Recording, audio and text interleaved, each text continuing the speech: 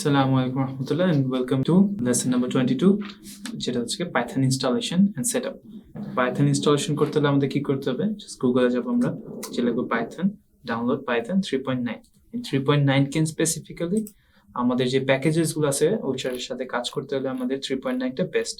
So আমরা সাইটটাতে গিয়ে ফুল নিচে চলে যাব, স্ক্রল করে নিচে এসে আপনার উইন্ডোজ অথবা ম্যাক হয়ে থাকলে এটা ইউজ করবেন, আর উইন্ডোজ যাদের 64 নম্বর ভার্সন এটা ইউজ করবেন।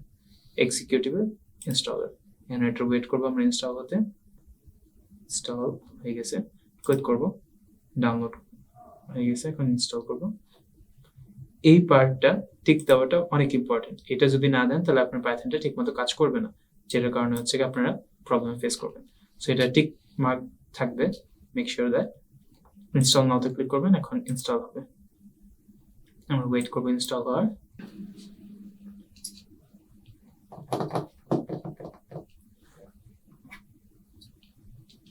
হ্যাঁ, এখন দেখতে পারতেছি আমাদের সেটআপ সাকসেসফুল ছিল। এখন ডাবল চেক করতে হলে আমরা কি করব, যে সেটআপ ঠিক হয়েছে নাকি। সিএমডি ওপেন করব, সিএমডি ওপেন করে আমরা লিখব হচ্ছে পাইথন। যদি এটা আসে যে পাইথন 3.9.0 এটা তাহলে বুঝে নেবেন আপনার পাইথন আছে। আর যদি লেখা আসে Python is not recognized as an internal or external command, তাহলে আপনার এনভায়রনমেন্ট ভেরিয়েবলটা চেক করে নেবেন। এটাই ছিল আমাদের পাইথন ইনস্টলেশন আর সেটআপ প্রসেস।